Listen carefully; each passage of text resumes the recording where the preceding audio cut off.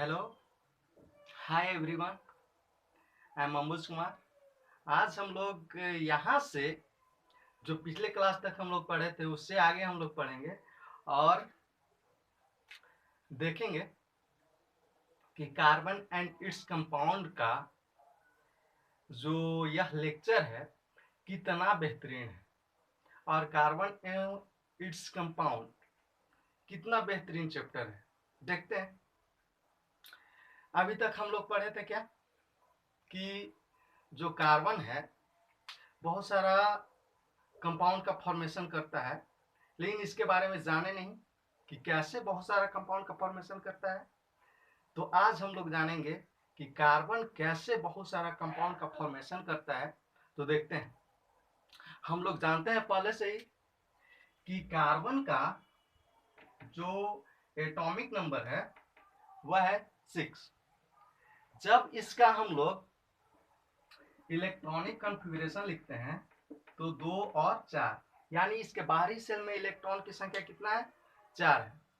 तो हम लोग देखें क्या कि जब इसके बाहरी सेल में इलेक्ट्रॉन की संख्या 4 है तो यह ना तो डोनेट कर सकता है और यह ना ही गेन कर सकता है। तो अल्टीमेटली यह करता क्या है?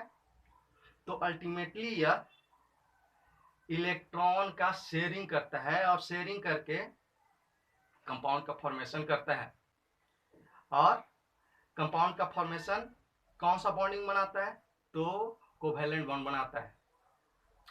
तो हम लोग जानते भी है, पहले भी पढ़े हैं कि कोवैलेंट बॉन्ड क्या होता है कि जब इलेक्ट्रॉन को आपस में शेयर किया जाता है तो शेयर करने के बाद जिस बॉन्ड का फॉर्मेशन होता है वह होता है कोवैलेंट बॉन्ड। और कार्बन जो कोवैलेंट बॉन्ड बनाना ही इसका मुख्य रीजन है कार्बन के बहुत सारा कंपाउंड का फॉर्मेशन का। तो देखते हैं। तो कार्बन हम लोग लिखे ही है क्या कि why carbon form many compounds. तो कार्बन बहुत सारा कंपाउंड फॉर्मेशन करता है। इसका सिर्फ एक ही वजह नहीं है, इसका बहुत सारा वजह है। पहला वजह तो इसका है कैटेनेशन। कैटेनेशन क्या होता है? कार्बन जो है आपस में सेल्फ कॉम्बिनेशन करता है, आपस में खुद से खुद को जुड़ने का प्रॉपर्टी होता है, जिसके कारण यह इसका एक स्पेशल गुण है। जैसे कि कार्बन से जुड़ करके बहुत बड़ा बड़ा चैन बनाता है। जैसे आप देख सकते हैं एक सीधा चैन इस प्रकार से, देखो इसमें कार्बन की संख्या कितना है? कार्बन की संख्या 5 है। 1 2 3 4 5 और सिंगल बॉन्ड से जुड़ा हुआ है, इसलिए इसका नाम हो गया पेंटेन। यदि यही कार्बन 3 रहता तो इसका नाम होता प्रोपेन। यही कार्बन 2 होता तो इसका नाम होता इथेन। दैट मीन्स कि यह कार्बन आपस में जुड़ रहा है, कभी 2, कभी 3, कभी 5, कभी 50, कभी 100 भी आपस में जुड़ता है और जुड़ने के बाद कंपाउंड का फॉर्मेशन करता है। तो यह इसका एक खास प्रॉपर्टी है कि कार्बन आपस में जुड़ करके कंपाउंड का फॉर्मेशन करता है, जिसे कहते हैं कैटेनेशन। और एक पहला कि यह तो सीधा स्ट्रेट चेन बना रहा है, कभी यह ब्रांच चेन भी बनाता है। जैसे आप देख सकते हैं यह ब्रांच चेन है। तो ये भी तुम्हारा पेंटेन ही है, लेकिन इसका नाम है आइसोपेंटेन। यह ब्रांच चेन बना रहा है। अब हम लोग देख सकते हैं क्या कि कार्बन क्लोज चेन भी बनाता है और क्लोज इसका नाम है साइक्लोप्रोपेन। साइक्लोप्रोपेन यानी हम लोग देखे क्या कि एक सिंपल सा कार्बन है जो आपस में जुड़ करके एक स्ट्रेट चेन बना रहा है। सेकेंड, कार्बन आपस में ब्रांच चेन भी बनाता है और कार्बन आपस में जुड़ करके एक क्लोज चेन भी बनाता है, जिसके कारण हम लोग कह सकते हैं कि कार्बन बहुत सारा कंपाउंड का फॉर्मेशन करता है।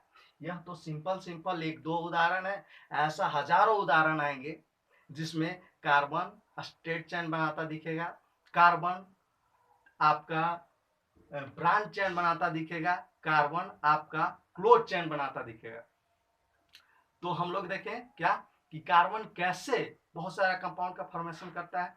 तो फर्स्ट कि कैटेनेशन प्रॉपर्टी के कारण वह बहुत सारा कंपाउंड का फॉर्मेशन करता है।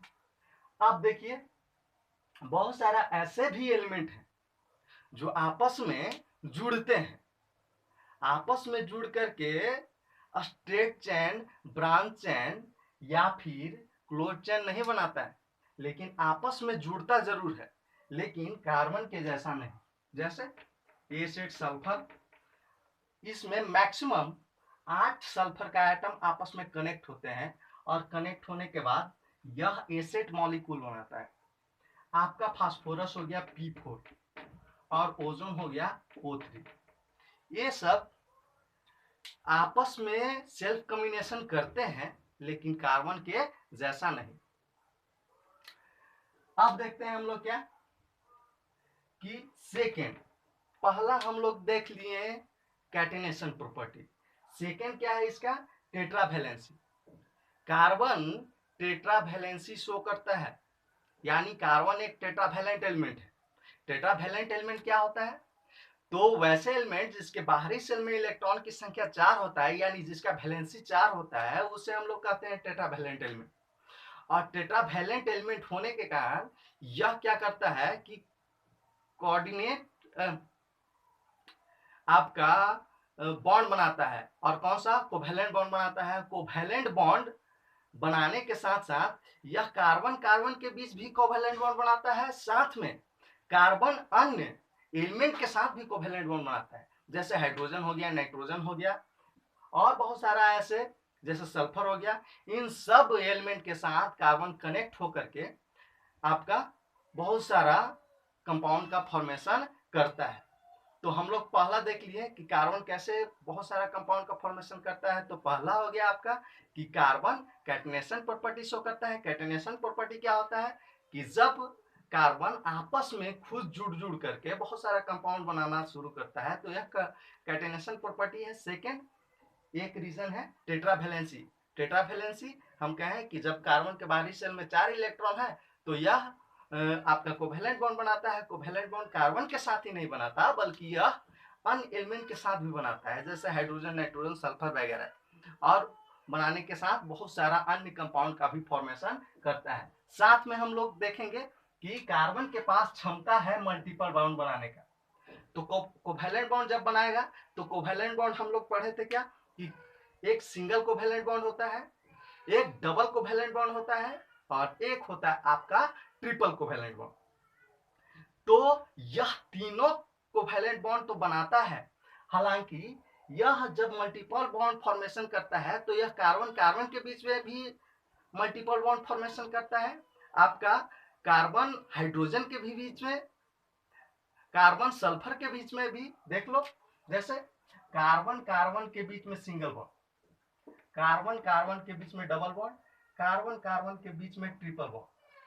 तो दो ही कार्बन है, लेकिन कार्बन के बीच में जो बॉन्डिंग है वह चेंज हो रहा है। देख सकते हैं आप, यहाँ पे सिंगल बॉन्ड बन रहा है, यहाँ पे डबल बॉन्ड और यहाँ पे ट्रिपल बॉन्ड। तो यहाँ पे कनेक्टिविटी है कार्बन के बीच में, वो आपस में चेंज कर जा रहा है। और कनेक्टिविटी जब चेंज कर रहा है, तो इसका कंपाउंड का नेम भी चेंज कर जा रहा है, यानी यह अलग अलग कंपाउंड हो जा रहे हैं। तो इसको तो हम कह देंगे क्या? इसको हम लोग कह देंगे ईथेन, इसको कहेंगे इथिन और इसको कहेंगे एसिटिलीन। तो यह कार्बन द्वारा बनाया ही कंपाउंड है, जिसमें मल्टीपल बॉन्ड फॉर्मेशन को हम देख रहे हैं। अब हम लोग देख सकते हैं कि कार्बन आइसोमेरिज्म भी शो करता है। आइसोमेरिज्म क्या होता है, तो समझ लेते हैं आइसोमेरिज्म क्या होता है। जैसे मान लीजिए कि C5H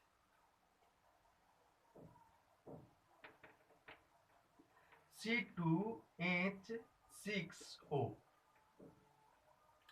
यह आपका हो गया इथाइल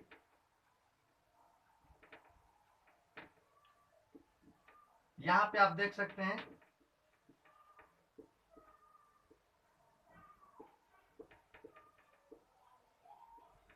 जरा समझिए आइसोमेरिज्म क्या होता है।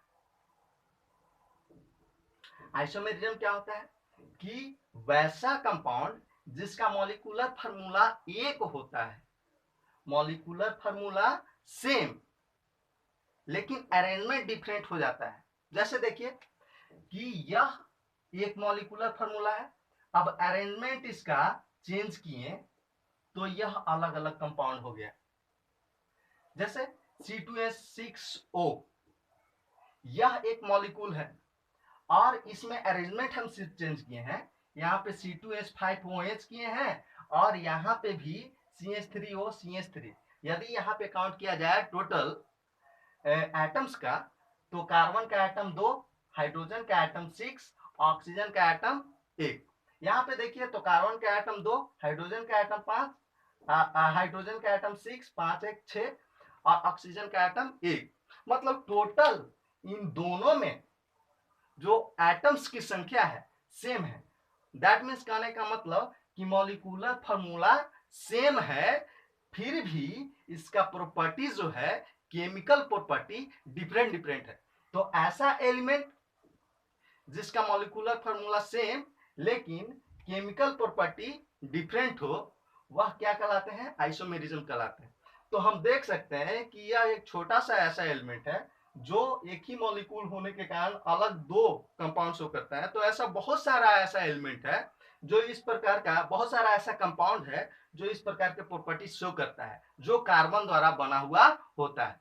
तो हम लोग समझे क्या कि कार्बन क्यों बहुत सारा कंपाउंड का फॉर्मेशन करता है। तो रीजन हम लोग समझे। फर्स्ट रीजन क्या था, कैटेनेशन। कैटेनेशन दैट मीन्स कि जब आपस में सेल्फ कॉम्बिनेशन करता है कार्बन और बहुत सारा कंपाउंड का फॉर्मेशन करता है, एक तो स्ट्रेट चेन कंपाउंड बनाता है, दूसरे ब्रांच चेन कंपाउंड और तीसरे आपका बनाता है क्लोज चेन कंपाउंड। सेकेंड हम लोग देखें टेट्रावैलेंसी। टेट्रावैलेंसी क्या है कि जो भी कंपाउंड जिसका वैलेंसी 4 होता है, वैसे एलिमेंट को हम लोग कहते हैं कि वह टेट्रावैलेंट एलिमेंट है। और वह क्या करता है कि जैसे कार्बन के बारे में बात कर रहे हैं, तो कार्बन क्या करता है कि कार्बन के साथ तो कनेक्टिविटी शो करता ही है, साथ में अन्य एलिमेंट के साथ भी कनेक्टिविटी शो करता है, जैसे हाइड्रोजन, सल्फर एंड नाइट्रोजन वगैरह। और साथ में हम लोग देखें कि कार्बन मल्टीपल बॉन्ड फॉर्मेशन करता है, जिसके कारण भी बहुत सारा कंपाउंड का फॉर्मेशन होता है। और साथ में एक आइसोमेरिज्म है। आइसोमेरिज्म एक ऐसा प्रॉपर्टी है जिसमें हम लोग देख रहे हैं क्या कि एक ही मॉलिक्यूल है लेकिन उसका अरेंजमेंट डिफर हुआ है, तो अलग अलग बने कंपाउंड का प्रॉपर्टी भी चेंज कर गया। तो ऐसे जो आपका कंपाउंड्स होंगे वह आइसोमेरिज्म शो करता है। तो यह देख रहे हैं कि कार्बन आइसोमेरिज्म भी शो करता है। तो इसी कारण हम लोग कह सकते हैं कि कार्बन बहुत सारा कंपाउंड का फॉर्मेशन करता है। अब एक बॉन्ड स्ट्रेंथ होता है। बॉन्ड स्ट्रेंथ कहने का सेंस कि जो बॉन्डिंग है कितना मजबूत बनाता है कार्बन। तो हम देख सकते हैं कार्बन का कि कार्बन एक छोटा सा एलिमेंट है जिसका एटॉमिक नंबर 6 है, और इतना छोटा एलिमेंट होने के कारण यह जो भी कंपाउंड बनाता है, कंपाउंड के बीच जो बॉन्डिंग होता है काफी मजबूत होता है, जिसके कारण यह बहुत सारा कंपाउंड का फॉर्मेशन करता है। ये भी एक हो गया आपका कि क्यों कार्बन बहुत सारा कंपाउंड का फॉर्मेशन करता है, तो इसके बारे में हम लोग जानेंगे। तो इतना जानने के बाद हम लोग अब इससे आगे बढ़ते हैं और जानते हैं कि कार्बन जो भी कंपाउंड का फॉर्मेशन कर रहा है, उन सारे कंपाउंड का क्या नाम दिया है। तो उन सारे कंपाउंड्स को हम लोग कहते हैं ऑर्गेनिक कंपाउंड्स। कार्बन जो भी कंपाउंड का फॉर्मेशन करता है, उन सारे कंपाउंड्स को कहा जाता है ऑर्गेनिक कंपाउंड्स। लेकिन आज से पहले, मतलब जब कार्बन के बारे में लोग सोचना शुरू किया होगा, उस समय लोगों का मानना था कि जो कार्बन है या कार्बन द्वारा बने हुए कंपाउंड्स, जैसे ऑर्गेनिक कंपाउंड्स के बारे में उनका मानना था कि ऑर्गेनिक कंपाउंड्स मूल रूप से लिविंग थिंग्स जब मर जाते हैं और उसके सड़ने गलने के बावजूद हजारों साल में जब जिस चीज में कन्वर्ट करता है वही ऑर्गेनिक कंपाउंड है। जैसे हमारा प्लांट्स हो गया, मैन लिविंग थिंग्स है, जितने हमारे इर्द गिर्द जीव जंतु हैं सारे जब मरने के बाद सड़ जाते हैं, और सड़ने के बाद दैट मीन्स कि डीकम्पोजिशन के बाद जिस चीज का फॉर्मेशन होता है वह ऑर्गेनिक कंपाउंड्स होते हैं, ऐसा लोगों का मानना था। और इसके बारे में सबसे पहले बर्जीलियस ने बताया था। और बर्जीलियस का क्या कहना था? बर्जीलियस ने ही इसके बारे में कहा था कि कभी भी ऑर्गेनिक कंपाउंड्स का फॉर्मेशन लेबोरेटरी में नहीं किया जा सकता है। जब भी यदि ऑर्गेनिक कंपाउंड का फॉर्मेशन होगा तो वह प्राकृतिक द्वारा, नेचर द्वारा किया जाता है। जब लिविंग थिंग्स या प्लांट्स डेड हो जाते हैं तो उसका डीकम्पोजिशन के बाद जिस कंपाउंड का फॉर्मेशन होता है उसे कहते हैं हम लोग ऑर्गेनिक कंपाउंड्स। इसके बारे में सबसे पहले बर्जीलियस ने बताया था और उस थ्योरी का नाम दिया उन्होंने वाइटल फोर्स थ्योरी। लेकिन आज जब हम लोग बहुत कुछ जान चुके हैं तो आज के अनुसार ऑर्गेनिक कंपाउंड का डिफिनेशन